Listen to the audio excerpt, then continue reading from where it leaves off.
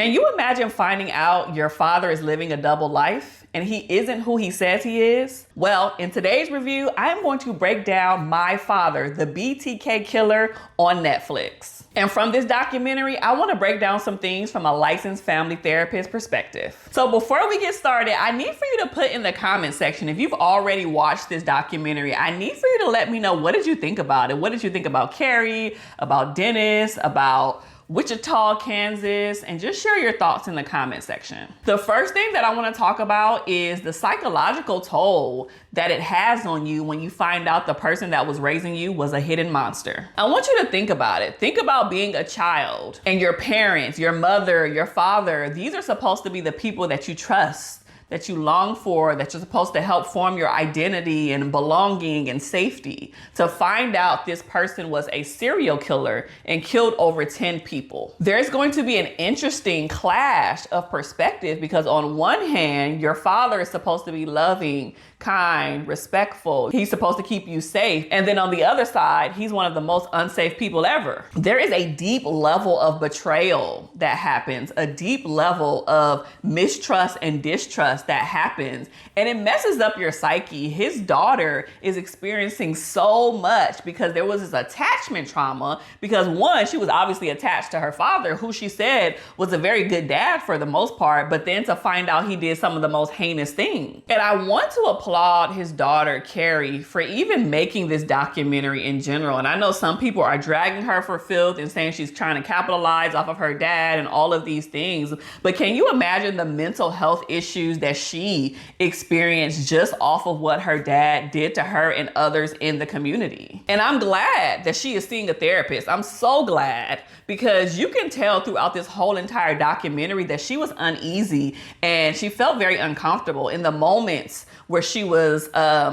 doing her testimony, as they like to say, where she's speaking directly to the camera and sharing her experiences. She was twiddling her fingers and like playing with something. She was like looking around and looking down. And you can tell that her body language, as I often teach you guys, was completely off. She is going to have to go through lifelong therapy. I'm talking about she's literally probably going to be in therapy for the rest of her life because of the things that her father did. And she boldly talked about this suppression of emotions that people in the West typically have, where you don't put your business on the street and you keep things inward and you don't say anything. But she said that that was killing her, and that's why she said that she wanted to speak up and share what she experienced and her family experienced, and no longer wanted to keep it inside because it was eating her alive. So it was clear to me that she had PTSD. And oftentimes we think PTSD is just military, people in the service. No.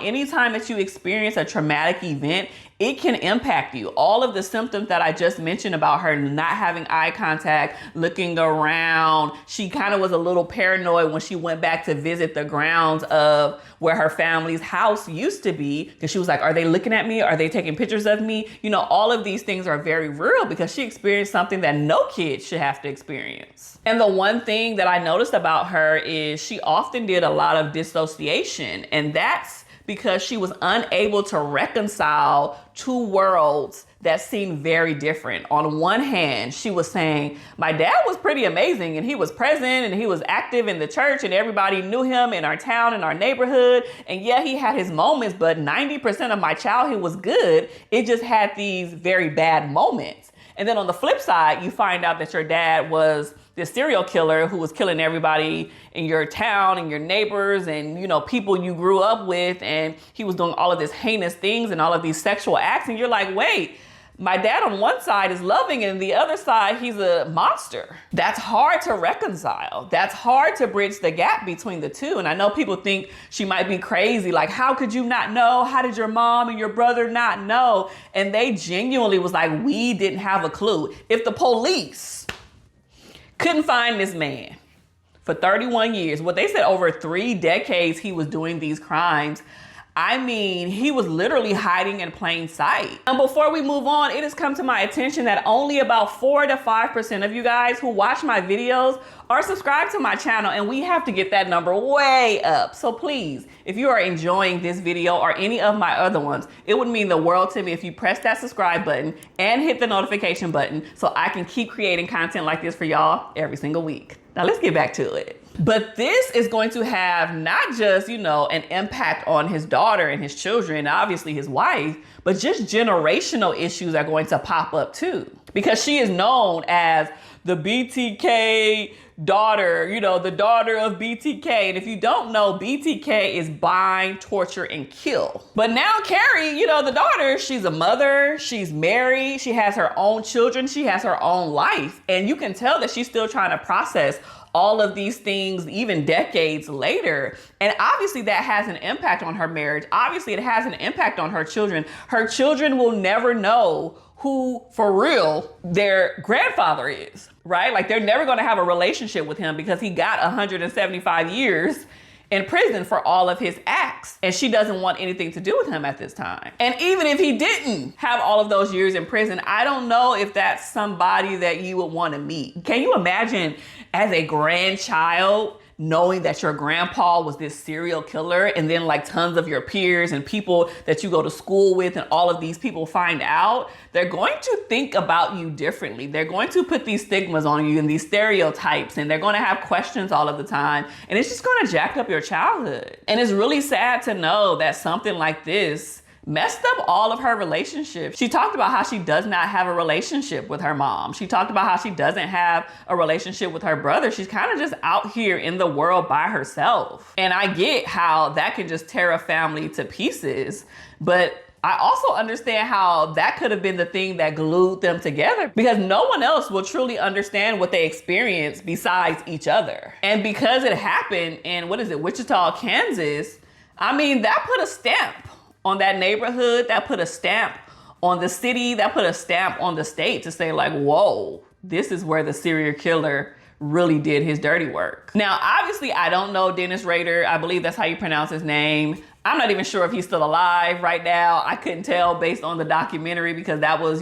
filmed a few years ago. I know he's up in age and, she said she went to go visit him and he was in a wheelchair and all of these things. But if I had to give him a diagnosis, I think it will be a combination of things. Obviously, this is a genuine case of being a psychopath, right? We say that in a joking way in our society, like, oh, that person was a psychopath, but genuinely, this is a blueprint of a psychopath. He lacked empathy. He had this superficial charm that people knew him for. He was a pathological liar, and he had this craving for power and for control. I would also probably give him the diagnosis of narcissistic personality disorder. And I know in our society, to the umpteenth degree, we use narcissism and narc and all of those things to the umpteenth degree, but he had a lot of characteristics of a personality disorder. He had this crave for fame. Literally, he's out here sending letters to the police station and the news and all of these things. It was almost like he low-key wanted to get caught. He had this need for validation. He had a temper, this inflated ego. He was always right. Those were a lot of characteristics that I saw based on how this documentary expressed that he was. And I would also diagnose him with antisocial personality disorder. And also, we typically use this term wrong in our society as well. Antisocial doesn't mean like, oh, this person just wants to be alone, or she doesn't like people, or he doesn't want to be in crowds. Antisocial is a personality disorder where you have a disregard for others. Like, you don't care nothing about nobody. You have no empathy. You don't care about anything. You just reckless out here in these streets. And he absolutely was reckless. He created this fantasy life, right? That was based around his sexual fantasies that was the driving force of why he killed all of these people. And something was off with him mentally when he stood up in court after all of the victims expressed how they felt and said what they needed to say to him. And he didn't give an apology, and he didn't say that he was reformed or changed or anything. He just stood up and said, thank you to the police and thank you to the judge. And it's like, well, why are you saying thank you when you about to go to jail for 175 years, sir? It was almost like he didn't understand the magnitude of what he did. Even when he was recanting what he did to each victim, even when he got busted at the police station and they told him, so say it, we need for you to say it. And he was like, yes, I'm the BTK killer. He had no remorse, no sympathy. He was just stating things as facts. And that's even scarier than anything that I've ever imagined. Some of the things that he did blew my mind. Even as a licensed therapist, I've dealt with some folks who have actually, killed people and all of those things.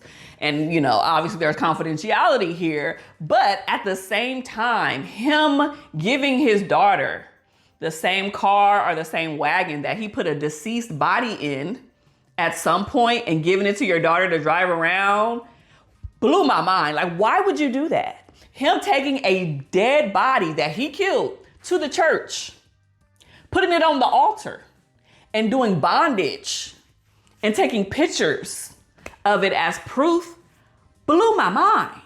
And this also paints Christianity in a weird light because, there's believers like me, and now we got this person who's doing some of the craziest things in the house of the Lord. He's lucky that the Lord did not strike him dead in that very moment. And it just left Kerri with so many unanswered questions that she probably would never know about. Even if she went to go visit him in jail again, he didn't seem like he would be open or anything. And she still doesn't know to this day if he did sexually assault her or do anything to her or her siblings inappropriately, because she seen notes in his folder that said like Kerri/Bath.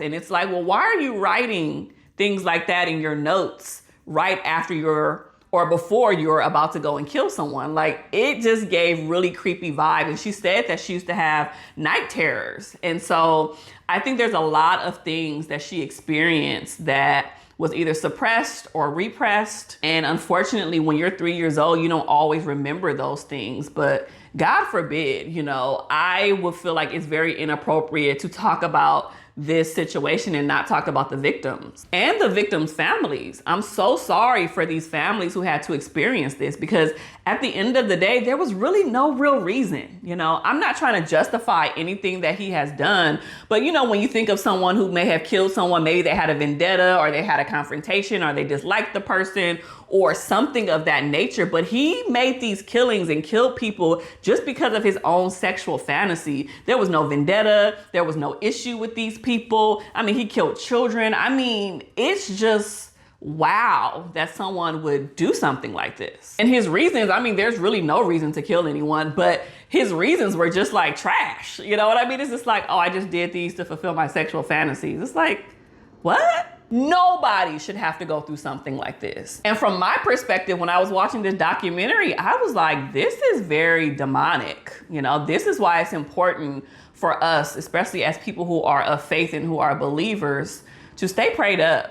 You never know what's going on in this world. You never know who you're going to encounter. Pray for your house. Pray around your house. Pray at your job. Pray when you're driving. Pray and cover yourself, because you never know what other type of sick, twisted individual might be plotting and planning something against you or your family. So thank you so much for watching another review on my channel. Please do not forget to like, comment, and subscribe, and I will see you next time. Be blessed.